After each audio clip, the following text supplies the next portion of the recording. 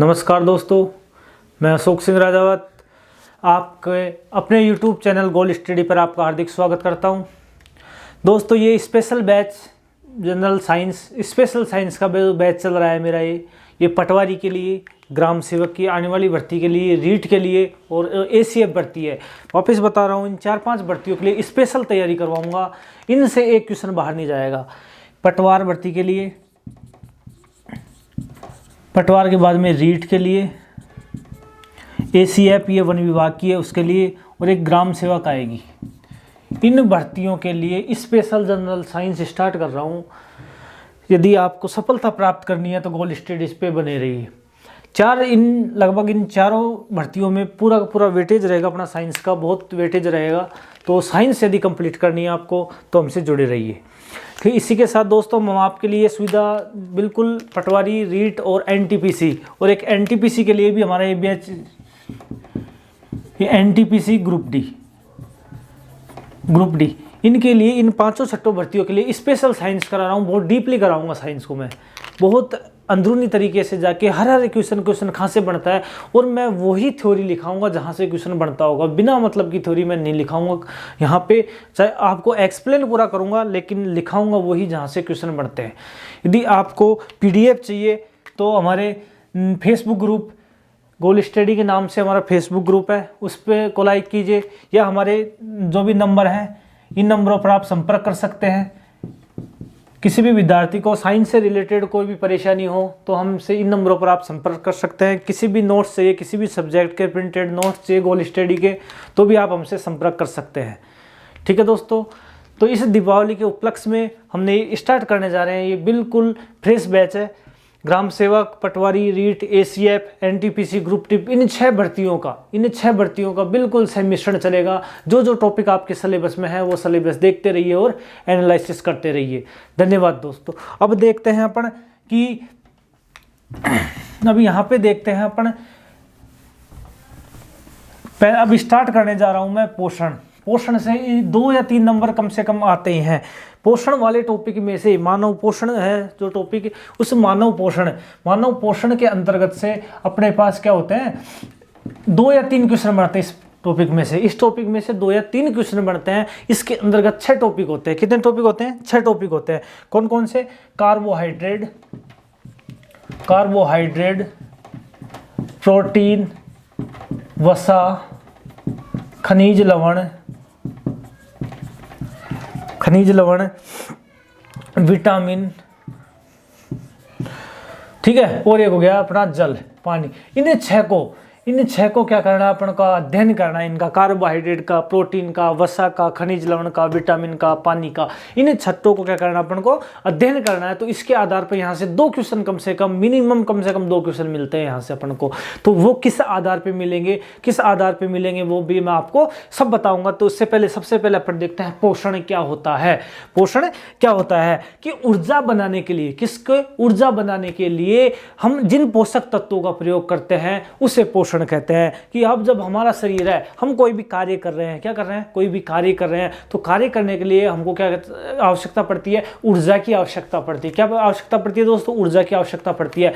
तो ऊर्जा की आवश्यकता पड़ेगी तो हमको हमारे शरीर में ऊर्जा लेने के लिए कुछ पोषक तत्वों का क्या लिया जाता है? अपन को कुछ तत्व लिए जाते हैं। जैसे अपन खाना खाते हैं, खाना खाते हैं, तो खाना खाने के लिए से हमें क्या मिलती है? ऊर्जा मिलती है। पानी पीते हैं, पानी से भी क्या मिलती है? ऊर्जा मिलती है। दूध पीते हैं, दूध से भी क्या मिलती है? ऊर्जा मिलती है। इस प्रकार से वे तत्व जो हमें पोषण प्रदान करते हैं, या वे तत्व जिनसे हमें ऊर्जा प्राप्त होती है, वे ऐसे तत्व पोषक तत्व कहलाते हैं। तो वे तत्व क्या हो जाएगी इसकी परिभाषा? कि वे तत्व, या अपन ऐसे कह सकते हैं, ऊर्जा बनाने के लिए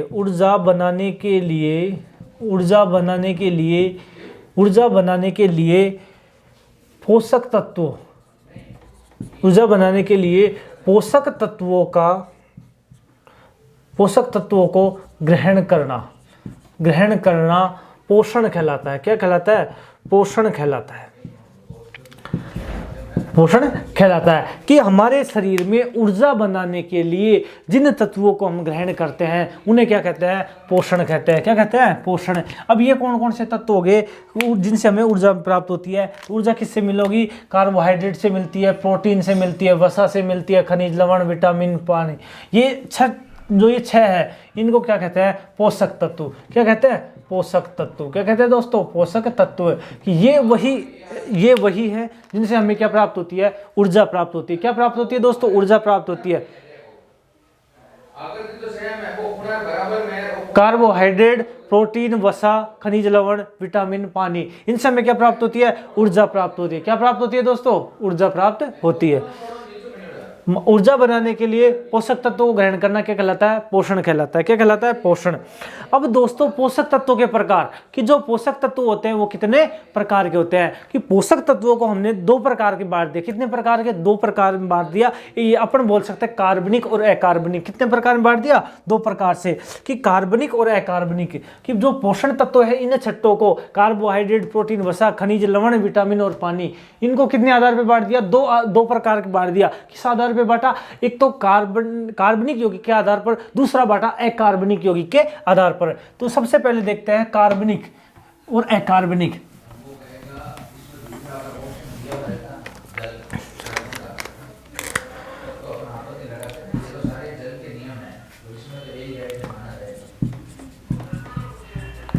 कार्बनिक यौगिक, क्या? कार्बनिक यौगिक। और दूसरा अपन ने ले लिया अकार्बनिक यौगिक।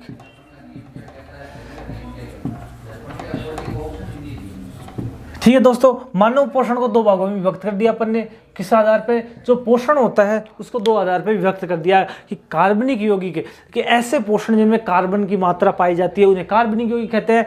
और अकार्बनिक यौगिक कहा जाएगा कि ऐसे तत्व जिनमें कार्बन की मात्रा नहीं पाई जाती है अकार्बनिक यौगिक कहलाते हैं। तो कार्बनिक यौगिक ये दिन का दूसरा नाम है वृहत पोषक तत्व। वृहत पोषक तत्व, वृहत पोषक तत्व। इसका नाम है अल्प या कम पोषक तत्व। क्या? कम पोषक तत्व। ठीक है। अब इनके आधार पे अपन देखेंगे कि कार्बनिक यौगिक होते हैं अपने, क्या? कार्बनिक यौगिक और अकार्बनिक यौगिक हो गए। तो कार्बनिक यौगिक का दूसरा नाम हो गया वृहत पोषक तत्व और अकार्बनिक यौगिक को क्या बोलेंगे? कम पोषक तत्व। मतलब अपन ऐसे कह सकते हैं कि कार्बनिक यौगिक के आधार पर इनकी परिभाषा होगी कि वह पोषक तत्व जिसमें कार्बन की मात्रा विद्यमान रहती है। कि इस शब्द के अनुसार, कौन सा? यह शब्द है कार्बनिक यौगिक। इसके अनुसार इसकी परिभाषा होगी कि वह पोषक तत्व जिसमें कार्बन की मात्रा पाई जाती है। मतलब अपन ऐसे कह सकते हैं कि जिनमें कार्बन विद्यमान रहता है, क्या कहलाएगा? कार्बनिक यौगिक। कि वह पोषक तत्व जिसमें कार्बन की मात्रा पाई जाती है। कार्बन की मात्रा पाई जाती है। क्या पाई जाती है? कार्बन की मात्रा पाई जाती है। तो उसे क्या कहेंगे? कार्बनिक यौगिक। कार्बनिक यौगिक। तो वह पोषक तत्व जिसमें कार्बन की क्या? यह क्या? सी मतलब कार्बन की मात्रा पाई जाती है, तो क्या कहेंगे उसको? कार्बनिक यौगिक। अब इसके बाद में बात करें कि वृहत पोषक तत्व। कि वृहत पोषक तत्व से क्या मतलब? वृहत पोषक तत्व से मतलब हो गया कि वह ऐसे पोषण है कि वे पोषक तत्व जिन्हें हमें अधिक मात्रा में लेना होता है। कि वह, इसकी परिभाषा क्या हो जाएगी? कि वे पोषक तत्व जिनको हमें अधिक मात्रा में लेना होता है। अधिक मात्रा में लेना होता है। अधिक मात्रा में लेना होता है। मतलब अपन क्वांटिटी की बात करें, मात्रा की बात करें, तो अपन क्या कह सकते हैं कि ऐसे कार्बनिक पदार्थ जिनको हम अधिक मात्रा में लेते हैं उन्हें कार्बनिक यौगिक या वृहत पोषक तत्व कहते हैं। क्या कहते हैं? वृहत पोषक तत्व कहते हैं। तो इनकी एक वर्ड तो हो गया कार्बनिक यौगिक के अनुसार, तो ये परिभाषा होगी कि जिसमें कार्बन की मात्रा पाई जाती है। और वृहत पोषक तत्व की मतलब मात्रा के आधार पर। किसके आधार पर? मात्रा के आधार पर। कि वे पोषक तत्व जिनसे हमें अधिक मात्रा में लेना होता है। कितनी मात्रा में? अधिक मात्रा में लेना होता है। क्या कहलाता है? वृहत पोषक तत्व कहलाते हैं। हैं। अब अपने इसके एग्जाम्पल देखें, क्या देखें, एग्जाम्पल देखें, तो एग्जाम्पल देखें तो एग्जाम्पल के अंदर आएगा कार्बोहाइड्रेट। क्या आएगा, कार्बोहाइड्रेट। कार्बोहाइड्रेट क्या आएगा, कार्बोहाइड्रेट। कार्बोहाइड्रेट को क्या बोलते हैं, शर्करा। क्या बोलते हैं, शर्करा। तो अब इसका जो कार्बोहाइड्रेट का एग्जाम्पल होगा C6H12O6, ग्लूकोज का क्या हो जाएगा, ग्लूकोज का सूत्र। दूसरा अपन बात करें, दूसरा बात होगा प्रोटीन। दूसरा क्या प्राप्त होगा, प्रोटीन। तीसरी बात करें अपन वसा, तीसरी बात करें वसा। ठीक है दोस्तों, तो इसके 3 एग्जाम्पल हो गए कि कार्बोहाइड्रेट हो गया, प्रोटीन हो गया, वसा होगा। इनको हम अधिक मात्रा में लेते हैं। क्या लेते हैं, अधिक मात्रा में लेते हैं। इस कारण इनको क्या कहते हैं, वृहत पोषक तत्व। क्या कहते हैं, वृहत पोषक तत्व कहते हैं। मतलब और ये किसकी संख्या में आते हैं, कार्बनिक यौगिक की संख्या में आते हैं। अब अपन बात करते हैं अकार्बनिक यौगिक। तो अकार्बनिक यौगिक की बात करें तो अकार्बनिक यौगिक के अंदर अपन क्या कहेंगे कि वे पोषक तत्व, कि वे पोषक तत्व जिनमें कार्बन की मात्रा नहीं होती है, कि वे पोषक तत्व जिन्हें हमें कम मात्रा की उपस्थिति होती है, मतलब जिनमें कार्बन, या क्या लिख सकते हैं कि वे पोषक तत्व, वे पोषक तत्व जिनमें कार्बन की मात्रा नहीं होती है, कार्बन की मात्रा नहीं होती है, इनमें कार्बन की मात्रा नहीं है। और अपन क्या कह सकते हैं कि वे पोषक तत्व जिनमें कार्बन की मात्रा नहीं होती है अकार्बनिक यौगिक कहलाते हैं। क्या कहलाते हैं, अकार्बनिक यौगिक कहलाते हैं। और कम पोषक तत्व, तो इसका लिख देंगे कि वे पोषक तत्व, वे पोषक तत्व जिनको कम मात्रा में, कौन सी मात्रा में, कम मात्रा में लिया जाता है, किस मात्रा में लिया जाता है। मतलब हमारे शरीर में जो अकार्बनिक यौगिक होते हैं इनको कम मात्रा में लिया जाता है। कौन सी मात्रा में लिया जाता है, कम मात्रा में लिया जाता है। कौन सा एग्जाम्पल देखो, जैसे H2O हो गया, मतलब पानी, ठीक है। दूसरा हो गया विटामिन, एक हो गया खनिज तत्व, एक हो गया खनिज तत्व।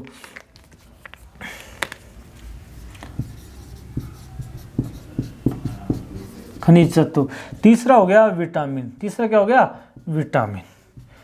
ठीक है दोस्तों, तो ये थे अपने कार्बनिक यौगिकों के आधार पर वर्गीकरण कि वृहत पोषक तत्व और कम पोषक तत्व। मतलब वृहत का मतलब हो गया कि वह पोषक तत्व जिसमें कार्बन की मात्रा पाई जाती है और उनको हमें शरीर में अधिक मात्रा में लेते हैं, अधिक मात्रा में, मतलब क्वालिटी में अधिक मात्रा में लेते हैं, तो वह कहलाएगा वृहत पोषक तत्व या कार्बनिक पोषक तत्व या कार्बनिक यौगिक कहलाएंगे। और अकार्बनिक यौगिक या अकार्बनिक पोषक तत्व क्या कहलाएंगे कि वे पोषक तत्व जिनमें कार्बन की मात्रा कम पाई जाती है और उनको कम मात्रा में लिया जाता है। क्या मात्रा में, कम मात्रा में लिया जाता है। और यदि इनको नहीं भी ले तो ऐसी कोई परेशानी भी नहीं होती है इतनी। जैसे जल है, आप जल कितना पी लेते हो दिन में, 4-5 लीटर पी लेते हो।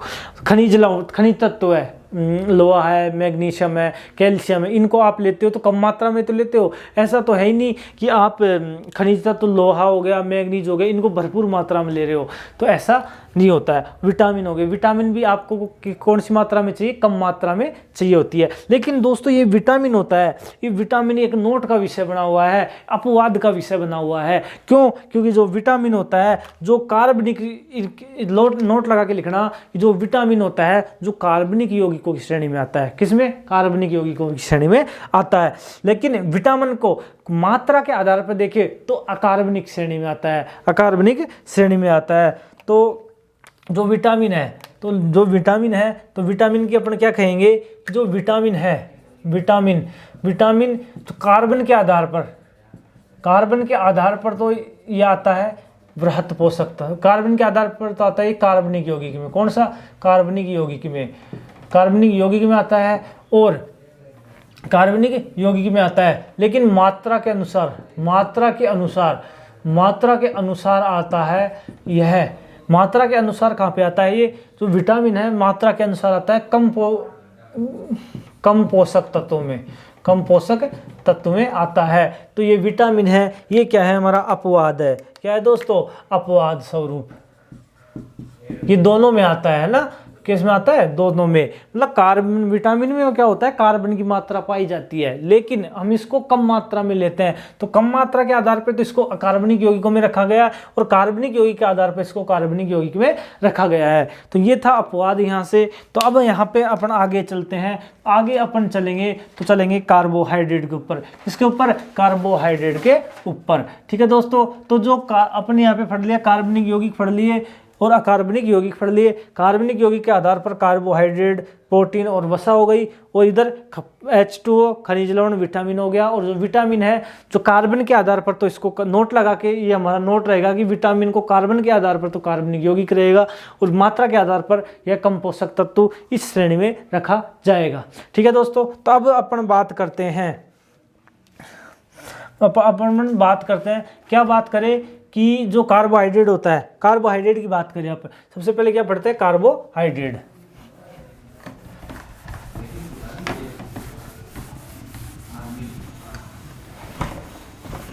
अब अपन बात करेंगे कार्बोहाइड्रेट की, कि जो कार्बोहाइड्रेट होता है वो क्या होता है, और ये क्या क्या उपयोग होता है कार्बोहाइड्रेट के।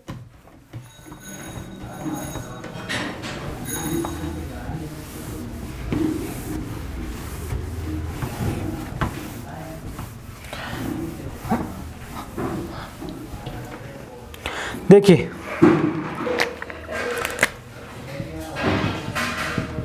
कार्बोहाइड्रेट, दूसरे वर्ड में बोलते हैं इसको शर्करा। क्या बोलते हैं, शर्करा। तो वे रासायनिक यौगिक जिनका निर्माण कार्बन, हाइड्रोजन, ऑक्सीजन से होता है, क्या कहलाता है, कार्बोहाइड्रेट। क्योंकि इसकी परिभाषा क्या हो जाएगी कि वे रासायनिक यौगिक, कैसे यौगिक, वे रासायनिक यौगिक जिनका निर्माण में कार्बन, हाइड्रोजन, ऑक्सीजन का भाग लेते हैं, उसे कहेंगे कार्बोहाइड्रेट। कि वे रासायनिक यौगिक की परिभाषा हो जाएगी कि वे रासायनिक यौगिक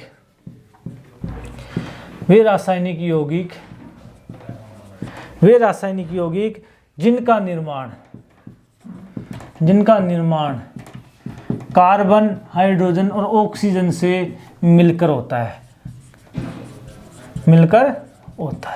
क्या कहलाते हैं, कार्बोहाइड्रेट कहलाते हैं। क्या कहलाते हैं दोस्तों, कार्बोहाइड्रेट कहलाते हैं। तो कार्बोहाइड्रेट कहलाते हैं, तो इसका उदाहरण देखें, ग्लूकोज। क्या देखें, ग्लूकोज का सूत्र है C6H12O6। क्या, C6H12O6। अब यहाँ पे देखें कि कार्बन कितने हैं यहाँ पे, 6, हाइड्रोजन कितने हैं, 12, ऑक्सीजन कितने हैं यहाँ पे, 6।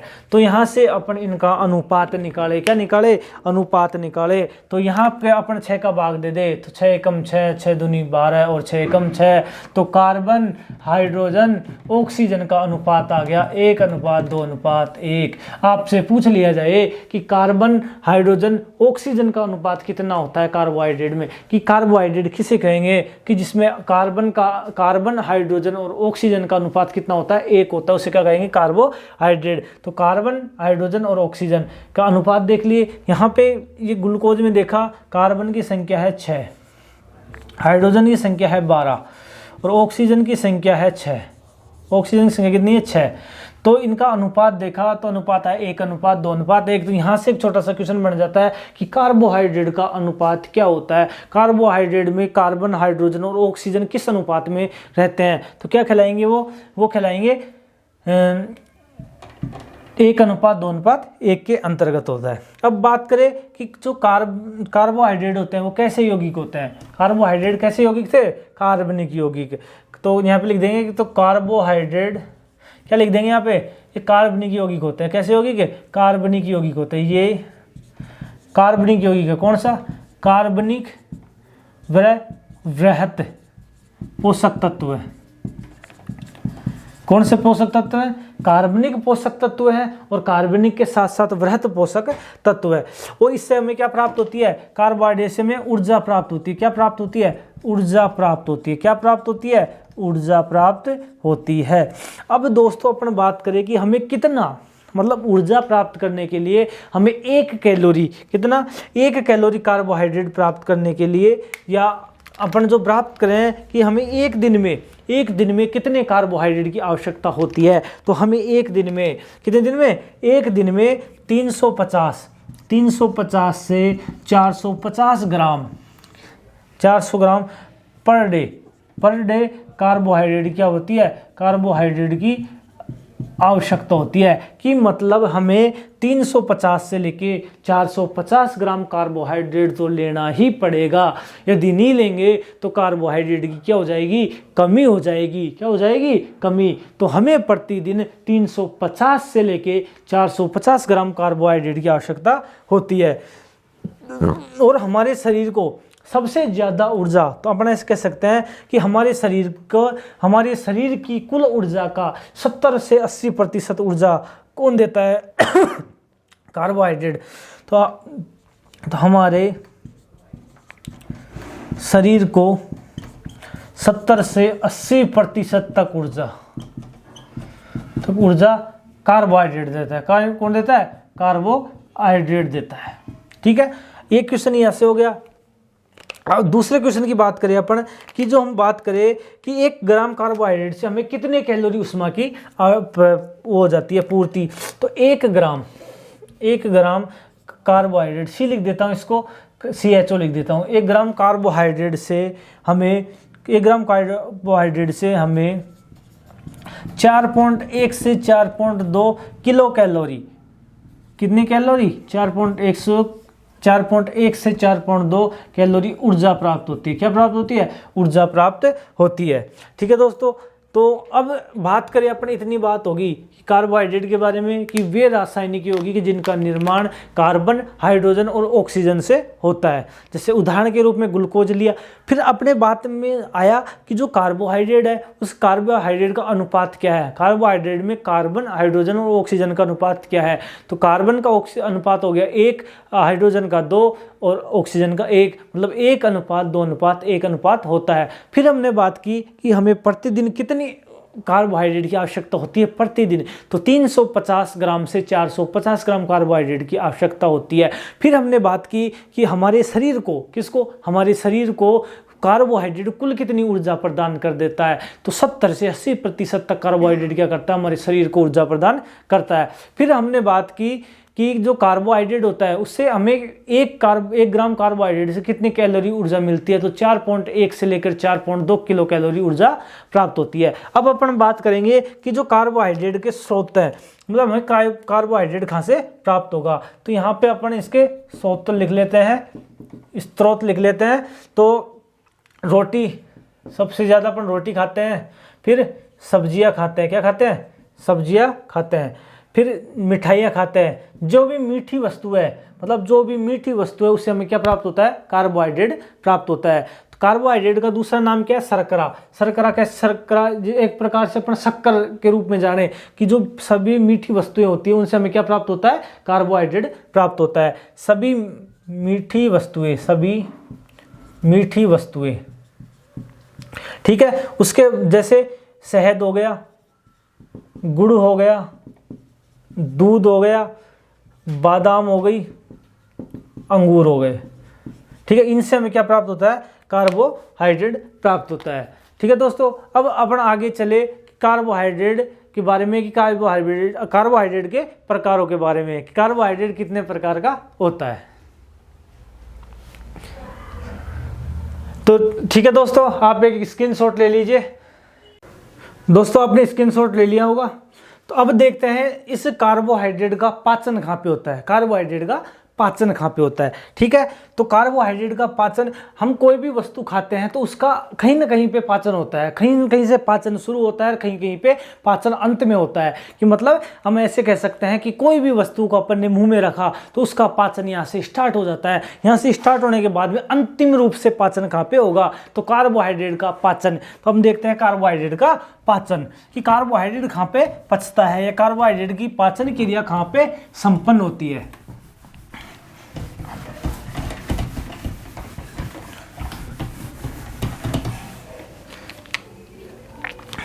कार्बोहाइड्रेट के पाचन की बात करें अपन, कार्बोहाइड्रेट का पाचन किसकी बात करें, कार्बोहाइड्रेट का पाचन कार्बोहाइड्रेट का पाचन करे तो सबसे पहले अपन देखते हैं कि पाचन दो प्रकार से होता है, एक तो आंशिक पाचन, एक पूर्णतः पाचन। कौन सा? आंशिक पाचन।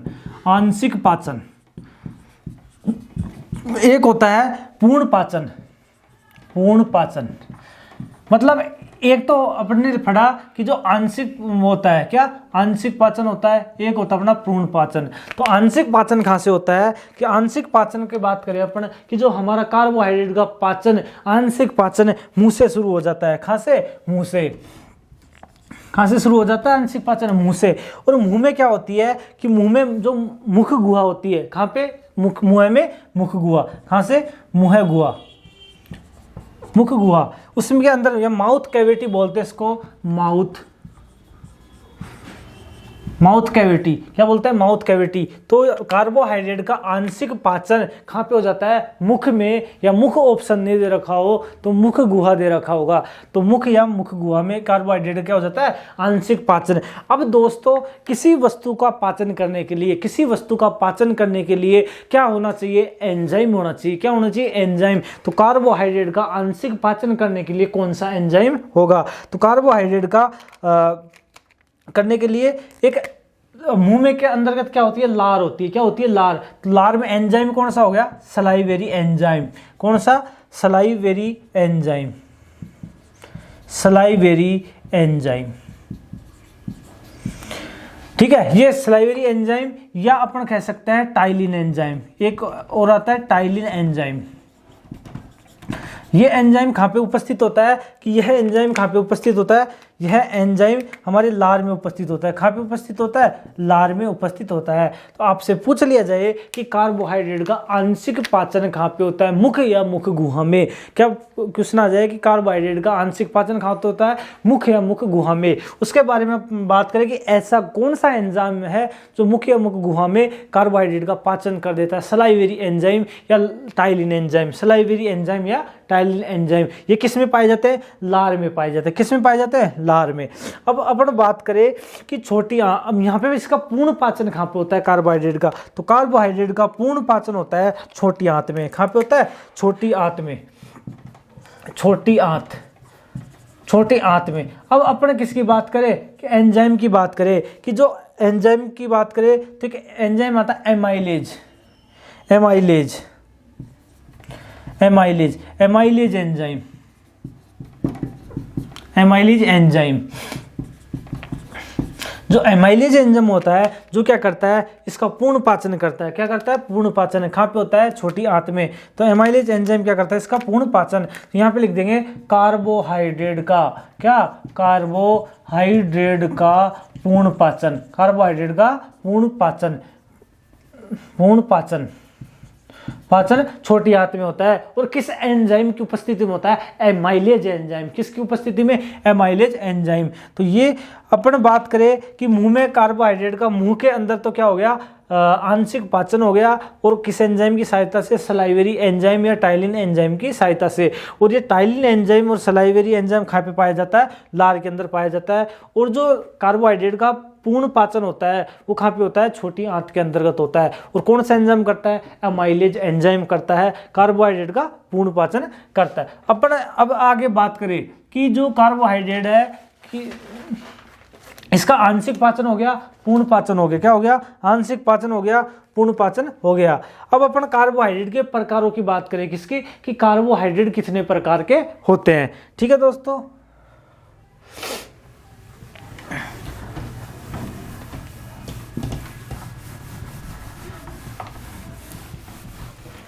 कार्बोहाइड्रेट के प्रकार।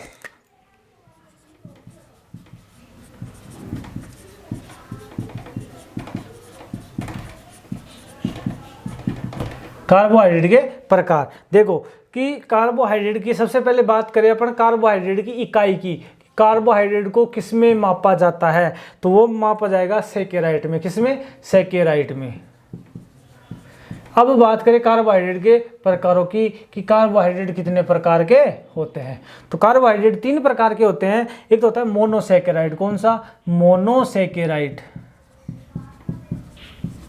ठीक है दोस्तों, तो मोनोसेकेराइड के अंतर्गत क्या होगा कि इसमें इन सेकेराइड जो कार्बन की इकाई होती है सेकेराइड, उसकी कार्बन की इकाई है, सेकेराइड की इकाई, मतलब इसमें सेकेराइड की संख्या, सेकेराइड की संख्या, मोनोराइट में मोनो सेकेराइड होती है, इसका कार्बोहाइड्रेट का प्रकार होता है, इसके अंतर्गत क्या होता है, इनमें सेकेराइड की संख्या 1 होती है। क्या होती है? सेकेराइड की संख्या 1 होती है। जैसे अपन बात करें सेकेराइड की संख्या 1 होगी तो इसका उदाहरण देखिए मोनोसेकेराइड का ग्लूकोज। कैसा? ग्लूकोज। ग्लूकोज का हो गया C6H12O6, C6H12O6 इसको, और एक हो गया फ्रुक्टोज, फ्रुक्टोज हो गया। तो फ्रुक्टोज को क्या कहते हैं अपन? Fruit sugar. क्या बोलते हैं इसको? फ्रूट शुगर बोलते हैं। क्या उनसे? फ्रूट शुगर बोलते हैं अपन।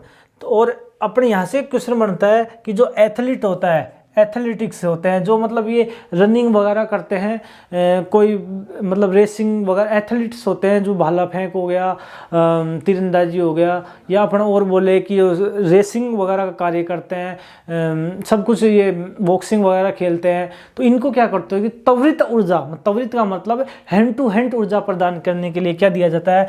ग्लूकोज दिया जाता है। क्या दिया जाता है? ग्लूकोज दिया जाता है। तो अपन क्या कह सकते हैं कि त्वरित ऊर्जा का स्रोत कौन सा है? कार्बोहाइड्रेट है। कार्बोहाइड्रेट नहीं देके ग्लूकोज दे रखा है, तो आंसर क्या होगा? ग्लूकोज। कि हमें डायरेक्ट ऊर्जा, सीधी ऊर्जा किससे प्राप्त होती है? ग्लूकोज से प्राप्त होती है। तो तुरंत ऊर्जा प्रदान के लिए क्या? तुरंत ऊर्जा प्रदान, क्या? तुरंत ऊर्जा प्रदान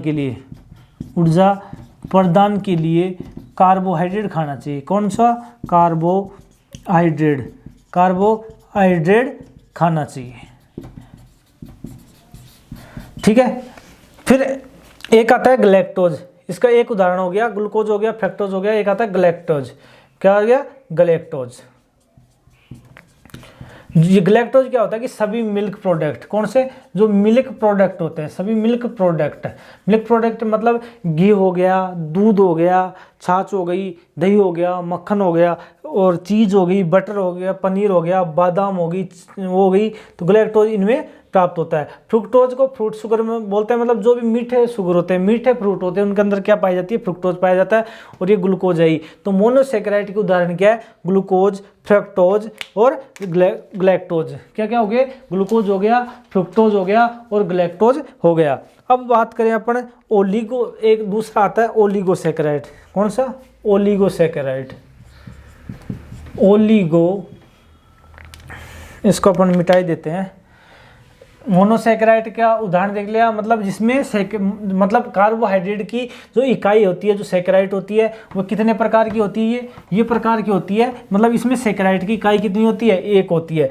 और उदाहरण क्या हो गया? ग्लूकोज हो गया, फ्रक्टोज हो गया, और ग्लैक्टोज हो गया। ठीक है। अब बात करते हैं अपन ओलिगोसेकेराइड। कौन सी? ओलिगोसेकेराइड। जो ओलिगोसेकेराइड है वो क्या होती है?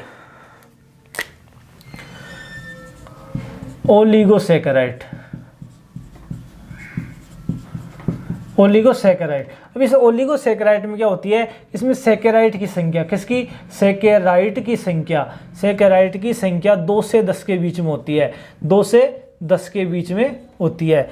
मतलब ऐसा कार्बोहाइड्रेट जो 2 से लेके 10 सेकेराइड इकाइयों से मिलकर बना होता है, उसको ओलिगोसेकेराइड कहते हैं।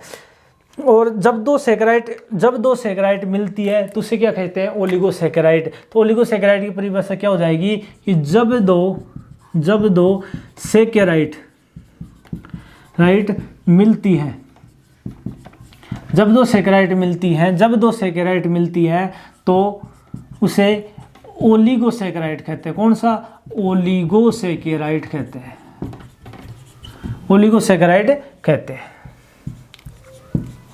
ओलिगोसेकेराइड की अपन बात करें कि ओलिगोसेकेराइड के एग्जाम्पलों की तरफ देखें तो एक एग्जाम्पल आएगा अपना सुक्रोज। कौन सा? सुक्रोज आ जाए C12H22O11। क्या? C12H22O11। ये क्या होता है? सुक्रोज का सूत्र होता है। इसको तोड़े सुक्रोज से तो C12H22O11, इसको यदि टूटते हैं तो C6H12O6 प्लस C6H11O6। इनमें टूटता है। क्या टूटता है? इनमें टूटता है। ये यदि इनमें टूटेगा तो क्या होगा? ये सुक्रोज का सूत्र होता है C12H22O11। तो देखते हैं दोस्तों कि C6H11O6 और C6H11O6 होता है, तो ये किसका सूत्र हो जाता है? ये एक तो ग्लूकोज कहलाता है। क्या कहलाता है? ग्लूकोज। और ये क्या कहलाता है? फ्रुक्टोज कहलाता है। क्या? फ्रुक्टोज कहलाता है। क्या कहलाता है? फ्रुक्टोज कहलाता है। कि जब दो टूटती है, क्या टूटती है? ये दोनों टूटती है तो क्या कहलाती है?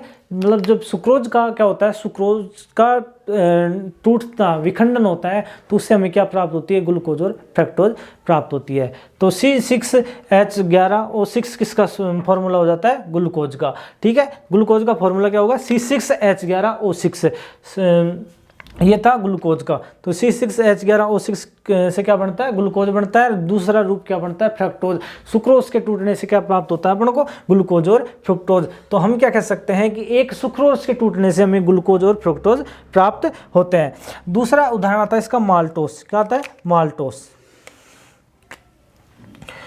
दूसरा आता है माल्टोस। माल्टोस, जो माल्टोस होता है, माल्टोस या माल्टोज होता है, जिसको सूत्र होता है C12H22O11। इसका भी यही सूत्र होता है, C12H22O11। तो ये माल्टोज होते हैं, इसको माल्ट शुगर भी बोलते हैं। क्या बोलते हैं? माल्टोज को, माल्टोज होता है, माल्टोज को माल्ट शुगर बोलते हैं। क्या बोलते हैं? Malt sugar, malt sugar. और ये किससे प्राप्त होती है अपन को? बादाम से प्राप्त होती है। क्या प्राप्त होती है? बादाम से। उसके बारे में अपन देखें, लैक्टोज। तीसरा आ जाएगा, तीसरा क्या आ जाएगा? लैक्टोज। क्या? लैक्टोज। ये हमें कैसे प्राप्त होती है? दूध से प्राप्त होती है। कैसे? दूध से प्राप्त होती है। तो यहाँ से क्वेश्चन आ सकता है कि ओलिगोसैकेराइड कौन कौन सी होती है? तो ओलिगोसैकेराइड में हो गया, तो ओलिगोसैकेराइड के अंतर्गत क्या क्या आ जाएगी? ओलिगोसैकेराइड के अंतर्गत आ गई, एक तो सुक्रोस आ गया, सुक्रोस आ गया, दूसरा आ गया माल्टोस आ गया, तीसरा आ गया लैक्टोज आ गया। तो ये किसके अंतर्गत आती है? ओलिगोसैकेराइड। ओलिगोसैकेराइड का होता है, ओलिगोसैकेराइड का मतलब क्या होता है कि ऐसे कार्बोहाइड्रेट जिसमें सैकेराइड इकाइयों की संख्या 2 से 10 के बीच में होती है। तो ये क्या था अपना? ये था अपना, ये क्या था दोस्तों अपना? ओलिगोसैकेराइड। क्या था? ओलिगोसैकेराइड। अब अपन बात करें अगला, अपन अगले की बात करें कि अगला क्या आएगा? पॉलीसैकेराइड। क्या आएगा? पॉलीसैकेराइड।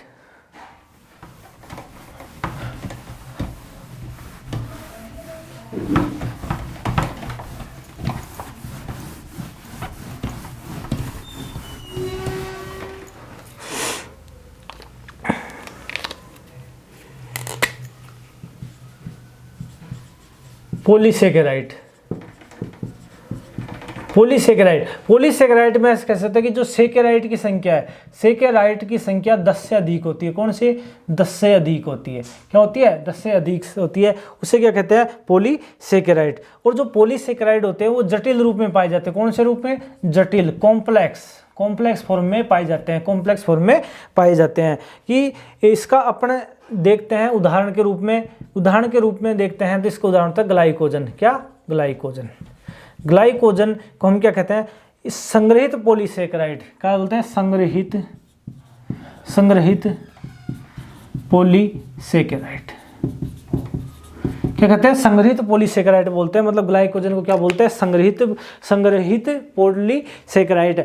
मतलब इसका मतलब ये हुआ कि जब हमारा भोजन, जब हम भूखे होते हैं तो किसका हमें ऊर्जा कौन प्रदान करता है? ग्लाइकोजन। मतलब ये जो ग्लाइकोजन होता है, जो क्या करता है हमारे शरीर में, जब अधिक मात्रा में हम कार्बोहाइड्रेट खा लेते हैं तो उससे क्या होगा? अधिक मात्रा में कार्बोहाइड्रेट खाने से ये हमारे शरीर में स्टोर हो जाएगा। और जब हमारे शरीर को कार्बोहाइड्रेट की आवश्यकता पड़ती है, जब हमारे शरीर को कार्बोहाइड्रेट की आवश्यकता पड़ती है तो इसका विखंडन, मतलब ये टूटना प्रारंभ कर देता है और हमें क्या प्रदान करता है? ऊर्जा प्रदान करता है। ठीक है दोस्तों, तो इसको स्टोर, तुम इसको क्या नाम दीजिए? मानव शरीर का स्टोर फूड। ग्लाइकोजन को दूसरा बोलेंगे मानव शरीर का स्टोर फूड।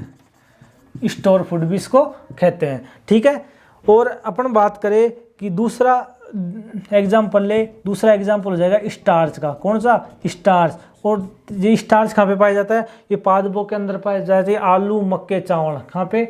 आलू, मक्के और चावल के अंदर क्या पाया जाता है? स्टार्च पाया जाता है। तीसरा अपन बात करें इंसुलिन। क्या? इंसुलिन। ठीक है। इंसुलिन, तीसरा है क्या, इंसुलिन। और अपन बात करें कि और एक होता है सेल्यूलोस, सेल्यूलोस, ये किस में आता है, पॉलीसेकेराइड में आते हैं। किस में आते हैं, पॉलीसेकेराइड के अंतर्गत आते हैं। अब अपन बात करें कि किसकी, इनके कार्य की, किसकी, कार्बोहाइड्रेट के कार्य की बात करें कि कार्बोहाइड्रेट का जो कार्य होता है वो क्या होता है। ठीक है दोस्तों, तो कार्बोहाइड्रेट के कार्य के अंतर्गत देखें, कार्बोहाइड्रेट हमें क्या प्रदान करता है, हमें ऊर्जा प्रदान करता है। क्या प्राप्त करता है, ऊर्जा। ये हम ऐसे कह सकते हैं कि कार्बोहाइड्रेट होता है, जो कार्बोहाइड्रेट होता है जो हमारे शरीर की कार्य क्षमता को बढ़ाता है। कार्बोहाइड्रेट के कार्य की बात करें तो यह क्या करता है कि हमें ऊर्जा प्रदान करता है। क्या प्रदान करता है, ऊर्जा प्रदान करता है। ऊर्जा प्रदान करने के बाद में अपन दूसरा देखें कि ऊर्जा प्रदान कर दी और ये हमारी कार्य क्षमता को बढ़ाता है। क्या करता है, कार्य क्षमता को बढ़ाता है। अब यदि इस कार्बोहाइड्रेट की अधिकता हो जाए हमारे शरीर में, क्या हो जाए, अधिकता हो जाए, तो क्या करते हैं, डायबिटीज रोग हो जाता है। कौन सा, डायबिटीज रोग हो जाता है। क्या हो जाता है, डायबिटीज रोग हो जाता है, मतलब जिसको बोलते हैं मधुमेह। क्या बोलते हैं, मधुमेह, तो वह रोग हो जाता है। ठीक है दोस्तों, और अब अपन बात करें कृत्रिम कार्बोहाइड्रेट की, कि हमें कौन कौन से हमारे वैज्ञानिकों ने कृत्रिम कार्बोहाइड्रेट बना लिए गए हैं।